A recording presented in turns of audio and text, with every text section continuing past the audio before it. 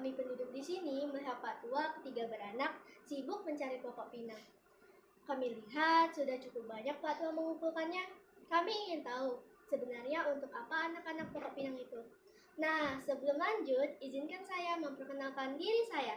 Assalamualaikum warahmatullahi wabarakatuh.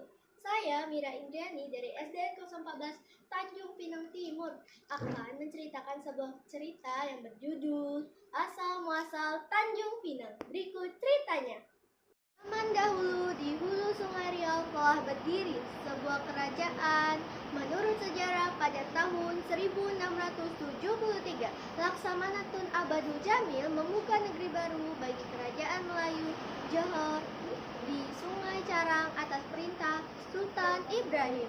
Kerajaan Johor Riau beberapa kali pernah memindahkan pusat kerajaannya termasuk di Daiklingan.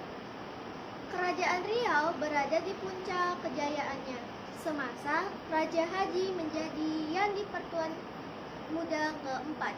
Dan menurut buku Tufat Al-Nafis, semasa Raja Haji inilah telah dibangun dua istana megah, yaitu yang satu sebuah istana di Pulau Birandewa yang kemudian lebih terkenal dengan sebutan Kota Piring. Sedangkan sebuah lagi diperuntukkan kepada yang di Pertuan Besar Sultan Mahmud di Pulau Galang Besar.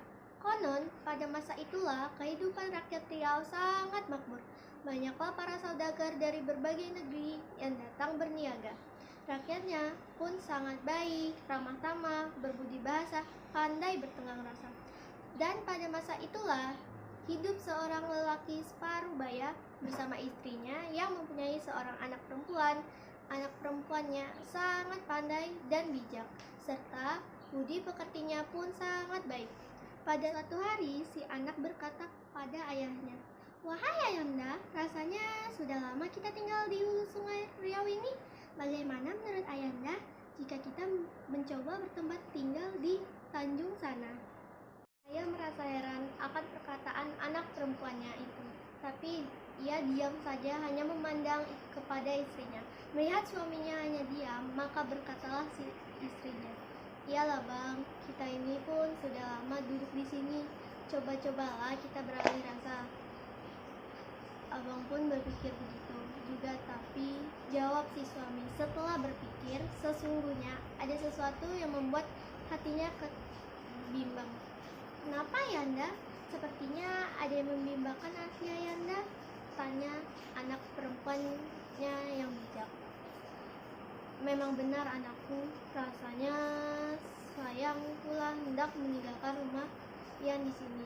Dari sedikit demi sedikit hingga jadi rumah kita seperti sekarang ini. Banyak kenangannya," ujar si ayah. "Tapi kalau kita di sini terus tak bertambah juga pengalaman dan pengetahuan. Siapa tahu dengan kita tinggal di Tanjung sana itu hidup kita dapat lebih baik," ujar si anak.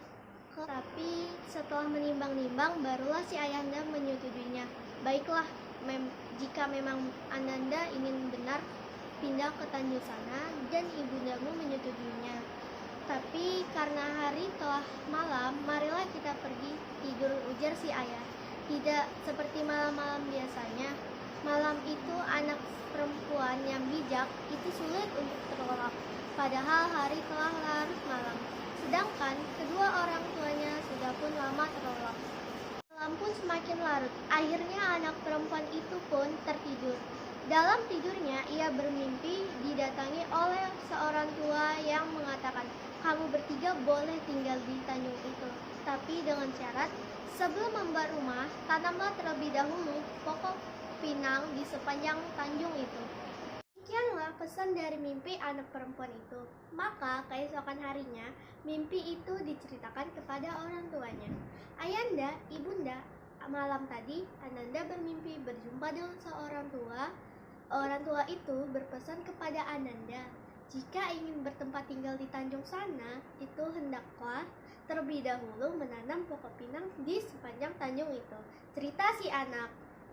Tanpa disadari, kedua orang tuanya saling berpandangan setelah mendengar cerita tentang mimpi anak perempuan mereka. "Bagaimanakah jika kita tidak mengikuti pesan orang tua itu, Ananda?" tanya si ayah. Tiada pula dijelaskan jika kita tiada mengikuti pesan orang tua itu.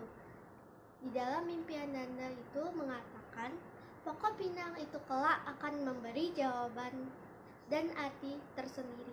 Jelas si anak perempuan. Sesudah mendengar cerita tentang mimpi anaknya itu, si ayah termenung, seakan sedang berpikir keras ingin mencari jawabannya yang sebenarnya tentang mimpi anak perempuannya.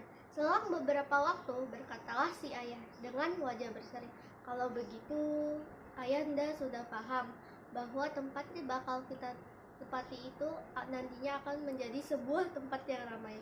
Begitulah ceritanya. Maka keesokan harinya, ketiga orang anak beranak itu sibuk mencari anak-anak pokok pinang atau benih pokok pinang di berbagai pelosok dan tepi-tepi hutan.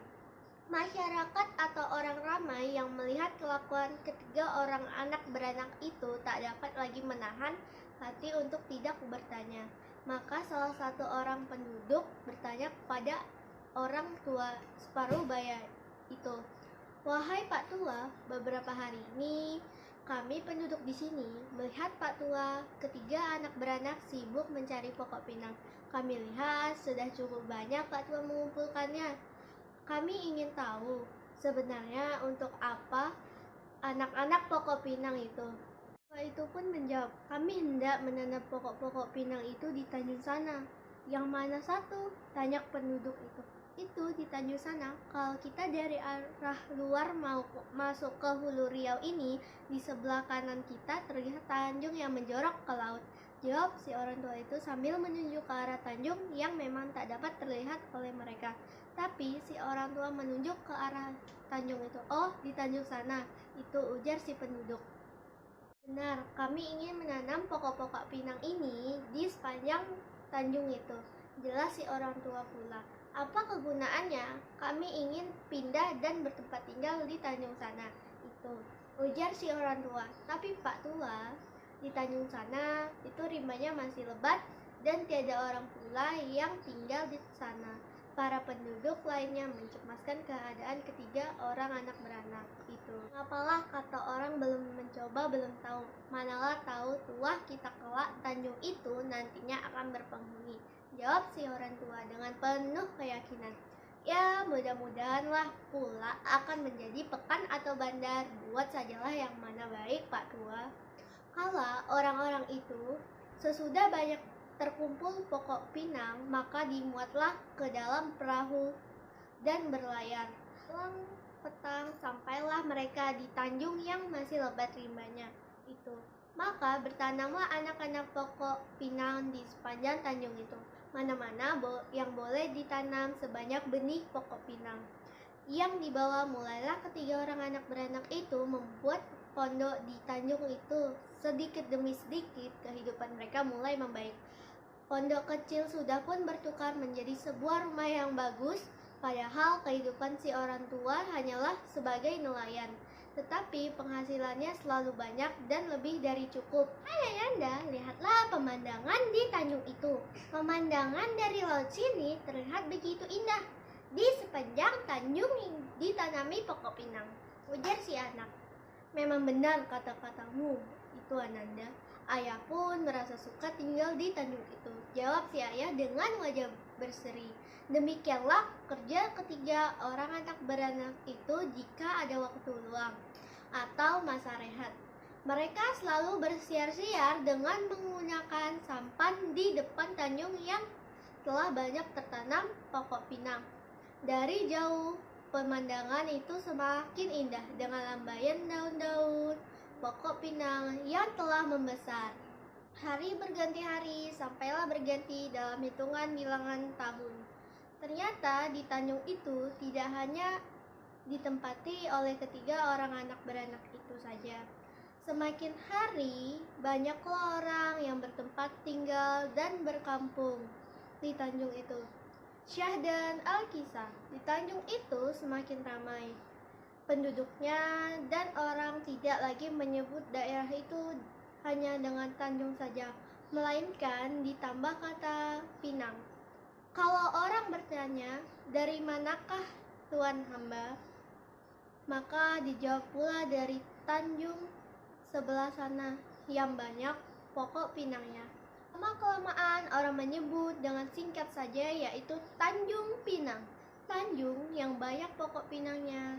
Akhirnya Pak Tua, istri, dan anaknya yang bijak itu mengakui kebenaran mimpi yang pernah dialami oleh si anak perempuan, bahwa Tanjung itu seketika akan menjadi ramai dan mungkin kelak akan menjadi bandar yang besar. Ya, merekalah yang pertama membuka perkampungan yang kemudian berkembang menjadi sebuah kota, namanya Tanjung Pinang.